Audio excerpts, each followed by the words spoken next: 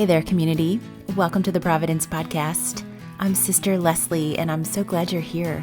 And Merry Christmas to all of you and your families, whether that's your chosen families, your blood relatives, your communal families.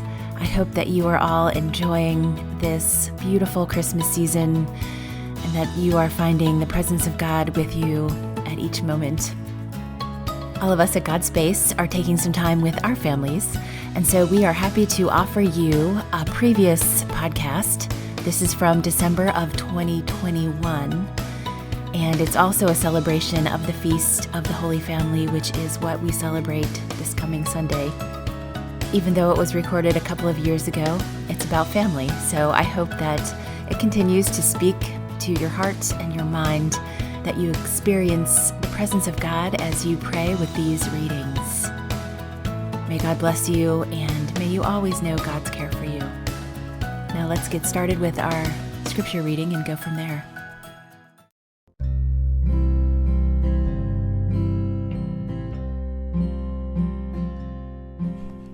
Each year, Jesus' parents went to Jerusalem for the feast of Passover. And when he was 12 years old, they went up according to festival custom. After they had completed its days, as they were returning, the boy Jesus remained behind in Jerusalem, but his parents did not know it. Thinking that he was in a caravan, they journeyed for a day and looked for him among their relatives and acquaintances, but not finding him, they returned to Jerusalem to look for him. After 3 days, they found him in the temple, sitting in the midst of the teachers, listening to them and asking them questions, and all who heard him were astounded at his understanding and his answers.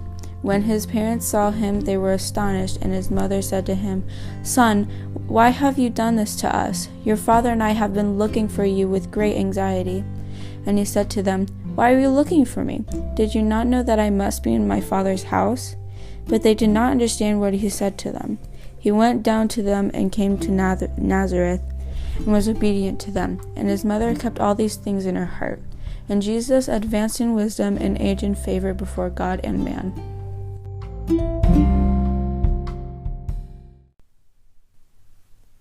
Well, friends, it's been another strange Advent and Christmas. At least it has been for me. This year, I've been able to be with more people than I could last year, thank goodness. But things are still not back to normal. The pandemic continues, and there's still that pervasive fear hanging over.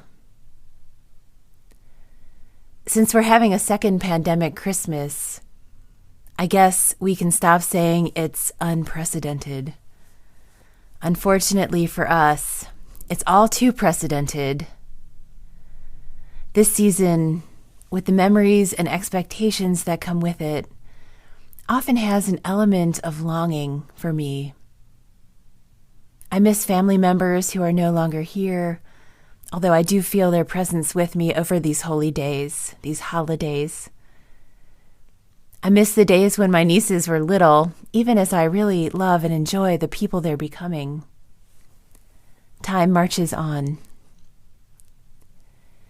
This Sunday, we celebrate the family who belongs to all of us, the one we recognize as holy, Mary, Joseph, and Jesus. And speaking of growing up fast, this year, with the cycle of readings and the way the days fall, we celebrate the birth of Jesus one day, and the next, this Sunday, Jesus is already 12 years old and lost in the temple. My, that boy grows fast. But don't worry, next week he'll be little again as he's visited by the Magi. What a strange, scrambled account of the life of Jesus we get this year. And maybe that's fitting. My life feels a little scrambled too. I mean, not in a bad way, just all over the place. That's a little bit about the pandemic, but it's also just the nature of this season. There's a little time for prayer and beautiful liturgy. And then there's also the chaos of opening presents, the excitement of little ones who believe in Santa, the gift of reconnecting with loved ones, virtually or in person. and it all kind of happens at once. There's a lot of joyful hope, but also a lot of big expectation. At least I feel like that. I tend to expect a lot of happiness, and that's kind of a lot of pressure, really.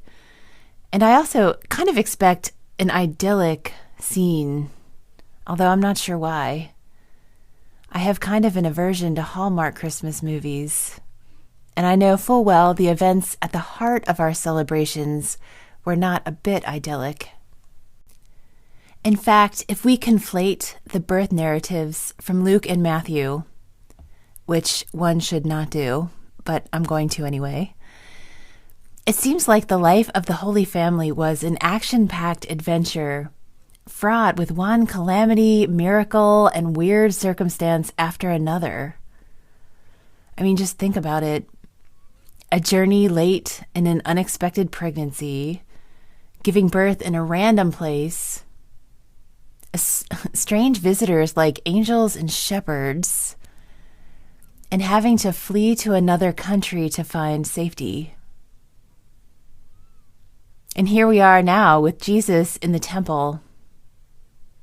He seems a little mouthier than I think the Son of God should be. And Mary has a tone when she finds him.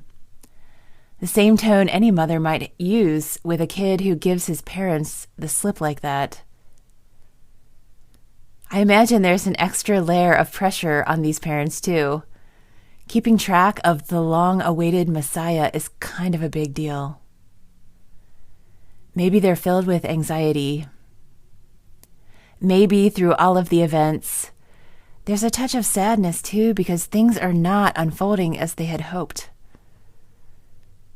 Maybe they're even annoyed or angry. Maybe they resist what's happening. Maybe they trust. Who knows? But it's likely not how they envisioned their life. And yet they're the Holy Family, not because their life was idyllic, but because despite their difficulties, they kept going, loving God and each other. One could even say their life was unprecedented. I mean, except that it wasn't. As Christmas goes, it was the first. But families have been dealing with uncertainty, disappointment, and loss since the dawn of time. The suffering of families today feels more widespread and intense than usual as we cope with illness and death, job loss, and financial insecurity. But what's not new is that none of our families is ideal, and each of them is holy. Our broken families, our imperfect families, our grieving families, our struggling families, they're all holy. We're all holy in our striving, not in our perfection. And it's God who makes us holy. The reality is that each new day is unprecedented, and we are constantly living in uncertainty. This year, I'm missing some of my family and community traditions of the past. Although, as I consider it, there was no always for those either. The Christmases of my childhood changed over time. Each year as we change, our Christmas celebrations change too. The changes are usually more subtle than these pandemic years, to be sure. But no Christmas is ever the same as another. Sometimes we resist. Sometimes we lean in. But either way, life is always changing. God is not in the ideal. God is in the real. May we learn to recognize God's presence in all of our experiences, and may we grow in holiness. Like Jesus, may we grow in wisdom and age and favor before God. May we trust God's love, and may we do what we can to love each other too.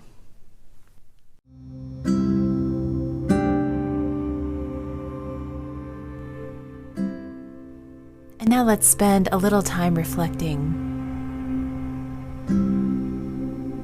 Who are the holy families of our day? What makes them holy?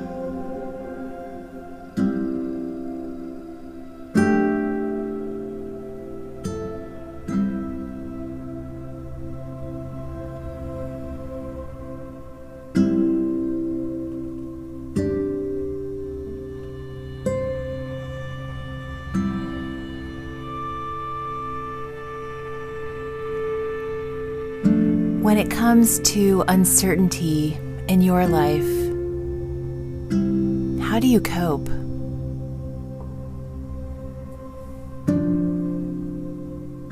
How do you pray during these times?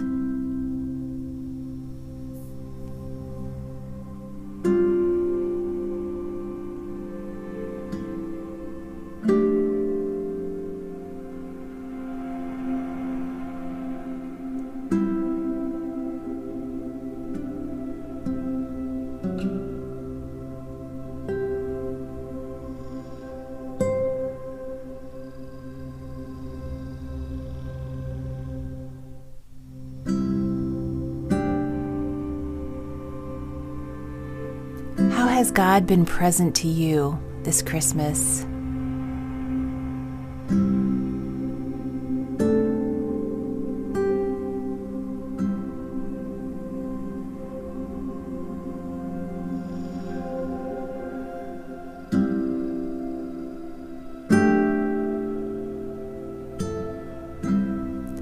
What are some signs of God's love for you that you've recognized? What do they look like? What do they feel like?